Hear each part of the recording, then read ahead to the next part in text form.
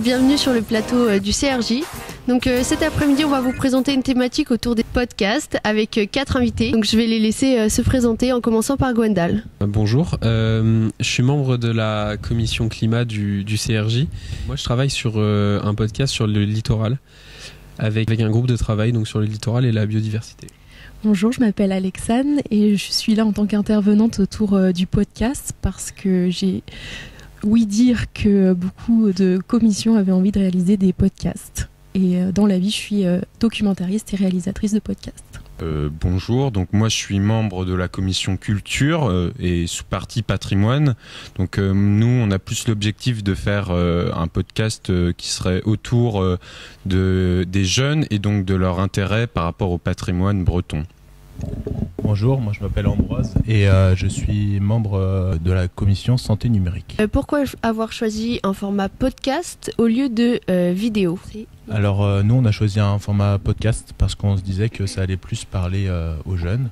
Une vidéo il faut tenir sur la gestuelle et nous on n'avait pas forcément besoin d'imager beaucoup notre réponse, notre podcast justement. En plus, le format podcast permet aussi de ne pas se limiter qu'au visuel, parce qu'on peut vite juger par rapport à ce qui est visuel, alors que vraiment si on se concentre juste sur l'audio, c'est quand même bien mieux pour faire passer ses idées.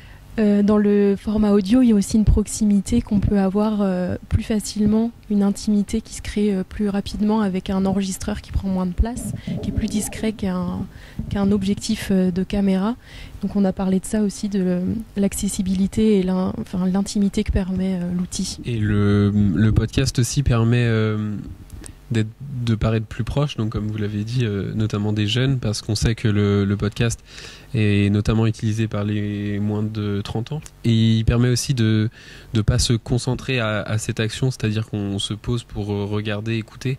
On peut aussi faire des choses en même temps, et c'est vraiment ça qu'on a voulu permettre en faisant un podcast. Quels sont les thèmes qui, selon vous, pourraient attirer le plus de personnes sur ce format ? Alors moi je pense que ce qui attire beaucoup c'est l'actualité.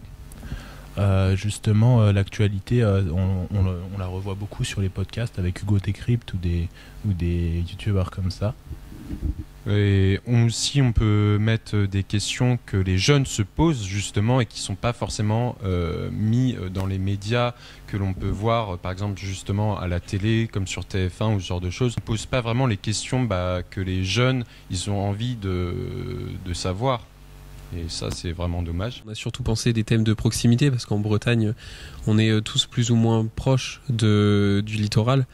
Et donc, c'est des sujets qui, pour moi, doivent vraiment être au plus proche de ceux qui l'écoutent pour qu'ils puissent entrer et s'imprégner du podcast et de ce qu'on raconte, quoi. Quel thème vous avez choisi d'expliquer par podcast et pourquoi ?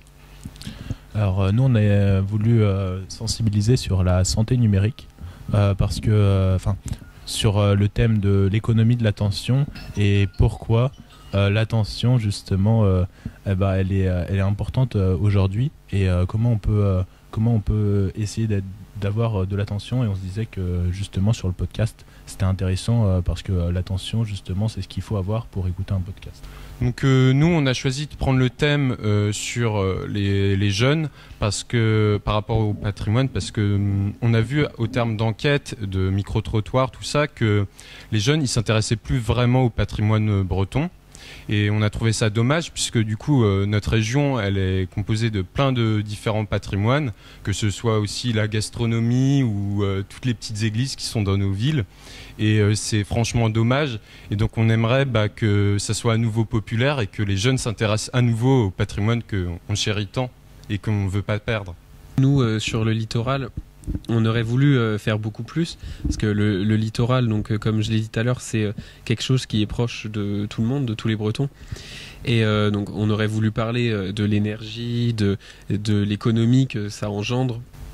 De toutes les fonctions, le tourisme et tout ça du littoral. On s'est concentré sur des sujets assez précis du littoral. Donc, notamment, on a déjà fait un podcast sur le barrage de la Rance qui sera publié normalement bientôt. Vous pensez que c'est quel temps un podcast devrait durer pour qu'il soit optimal et que tout le monde reste accroché et qu'il l'écoute jusqu'au bout? Alors déjà, justement, pour que les gens restent accrochés, il ne faut pas que ce soit un podcast qui dure plus de 30 minutes, selon moi. Il faut que ça soit un podcast qui soit assez rapide, où on sent de l'énergie dedans, et surtout que l'introduction, elle soit bien faite pour rentrer dedans. Oui, ce qui est important, c'est faut pas que ça dure trop longtemps. Parce que les podcasts de 50 minutes, on a même le temps d'un trajet d'un quart, c'est un peu dur. Donc nous, en plus, on cible principalement la jeunesse, donc ça serait bien de faire des formats 15-20 minutes. C'est déjà bien assez pour expliquer en profondeur notre pensée. Et ouais, c'est comme ce que tu as dit, Ambroise, c'est les intros, on va essayer de bien travailler dessus pour que ça rende tout ça vivant et ça retranscrive bien la jeunesse. Je dirais une durée idéale, c'est la durée qui permet de bien poser son sujet, que l'auditeur ou l'auditrice comprenne bien les enjeux qui sont derrière, qui sont développés, d'avoir le temps de développer aussi à travers des interviews, des micro-trottoirs, avec assez de matière pour rendre dynamique. Et effectivement, c'est hyper important, et je vois que vous l'avez bien en tête, c'est de penser à qui vous voulez faire partager ces informations. Donc on est sur la bonne durée, je pense. Moi, je rejoins tout ce qui a été dit. Après, ce qui est aussi important sur un podcast, c'est qu'il soit fluide déjà dès le début et qu'il y ait une sorte de rapport, un petit peu de proximité qui se crée entre l'auditeur et le podcast pour vraiment et donc dès l'intro, comme vous l'avez dit, pour que l'auditeur soit vraiment à fond dans ce qui est dit et dans ce qui est présent dans le podcast. Bien, merci beaucoup pour vos réponses. Je pense que les téléspectateurs auront eu des réponses précises à leurs questions. Donc merci de nous avoir écoutés. C'était une émission sur le thème des podcasts avec Gwendal, Alexandre, Thomas et Ambroise. Merci et c'était Charlotte, ton animatrice.